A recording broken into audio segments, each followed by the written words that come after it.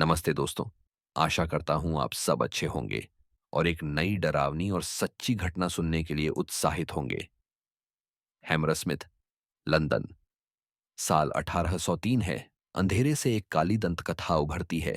एक भूतिया प्रेत जिसकी अफवाह है कि वह रात के धुंधले रास्तों पर घूमता है, जिससे निवासियों में आतंक का सैलाब दौड़ जाता है। लेकिन उन ठंडे शामों में वास्तव में क्या हुआ? क्या वह सच में भूत था या कुछ और भी दर्दनाक? आइए साथ में जानते हैं आज की इस रोमांचक और खतरनाक कहानी में।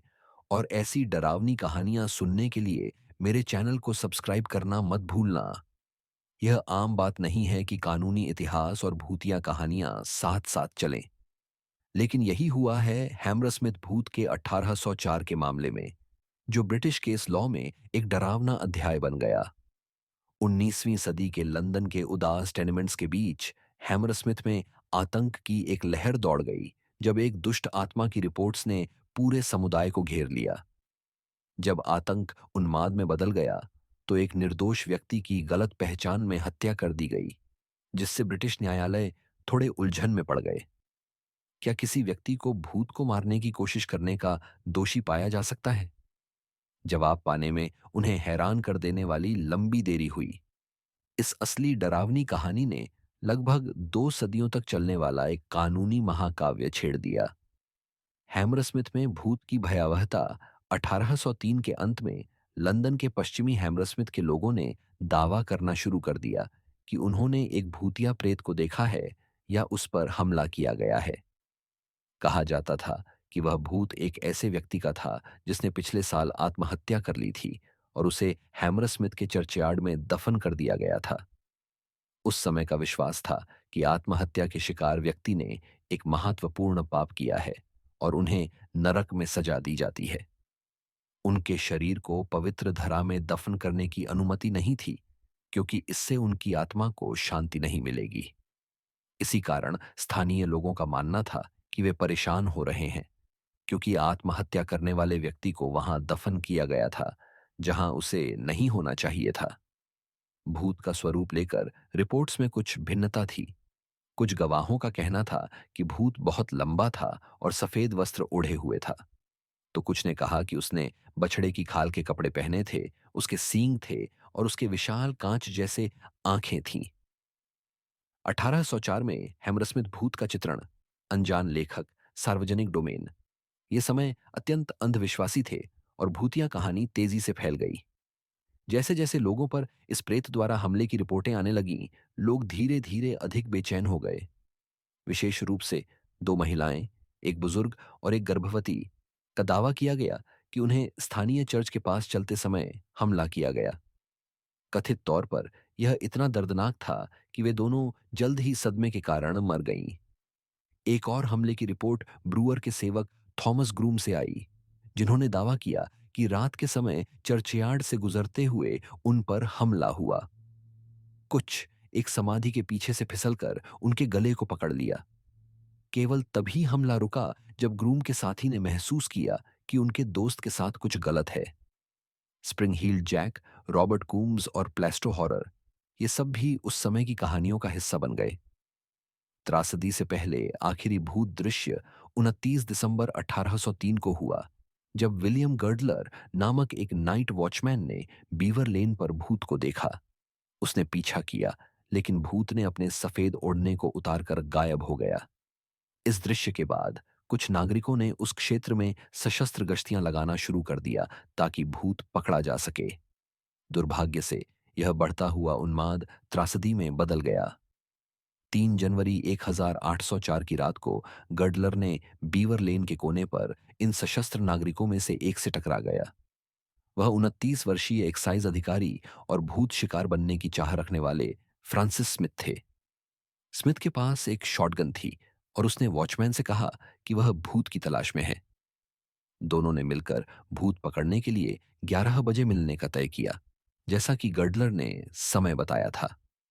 11 बजे के कुछ ही बाद स्मिथ का सामना थॉमस मिलवुड से हुआ, जो एक ईंट बनाने वाला था और अपने माता पिता और बहन से मिलने के बाद घर लौट रहा था।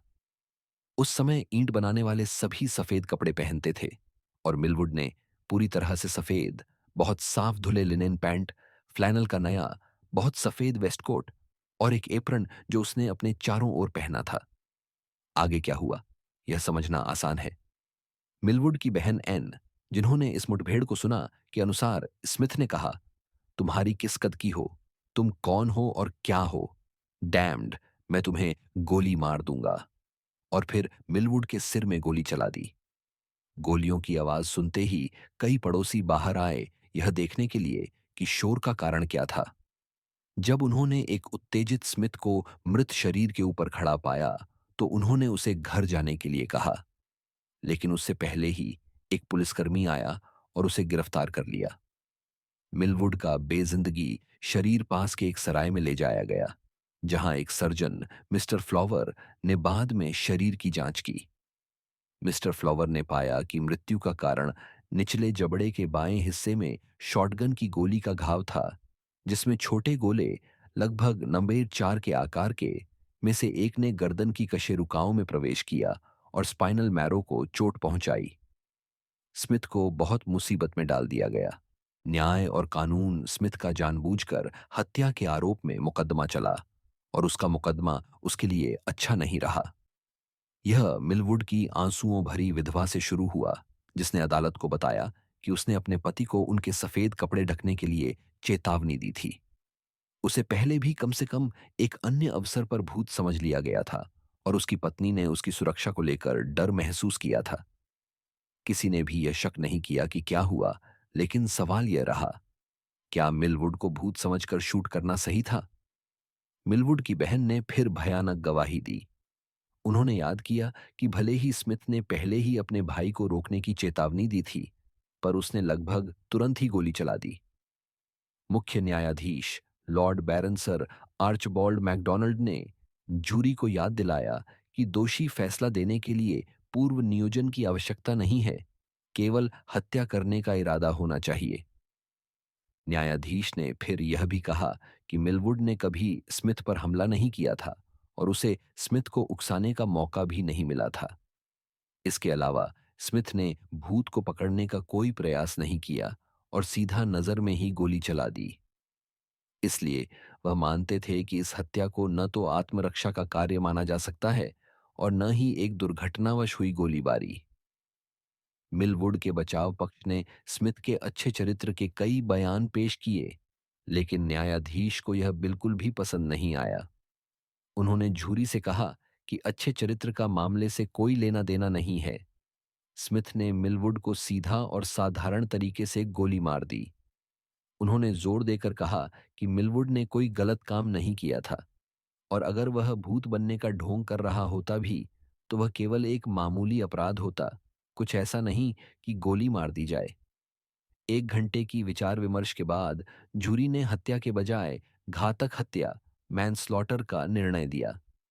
न्यायाधीश ने उन्हें बताया कि उनके विकल्प या तो हत्या या बरी होने के थे, और फिर उन्हें वापस भेज दिया।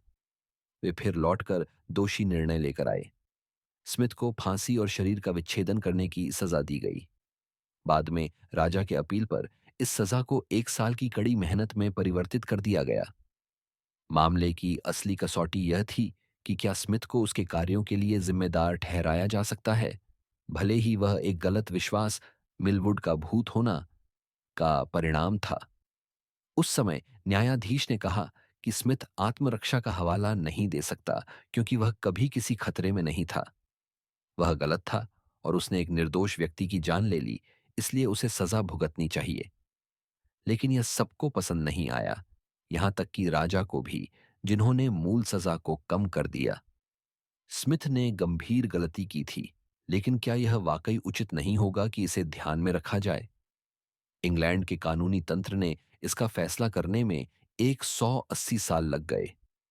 1984 के अपील कोर्ट के एक फैसले ने कहा कि आत्मरक्षा के मामले में, चाहे आरोपी गलत समझ में था या नहीं, इसे मुकदमे में ध्यान में रखा जाना चाहिए। ट्रायल के न्यायाधीश लॉर्ड चीफ जस्टिस लेन ने कहा कि भले ही गलती अनुचित हो, जैसे किसी को भूत समझ लेना या सोच लेना कि शॉटगन से भूत मारा जा सकता है, अगर आरोपी को उस समय ऐसा विश्वास था, तो उसे अदालत में उस पर भरोसा करने की अनुमति दी जानी चाहिए।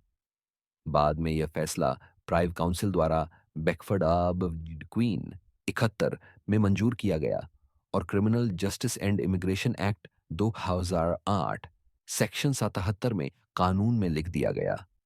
निष्कर्ष तो, अगर स्मिथ का मुकदमा 180 साल बाद होता, तो क्या वह मिलवुड की हत्या से बच जाता? यह अभी भी बहस का विषय है। स्मिथ खुद मुसीबत की तलाश में निकला और उसे मिला।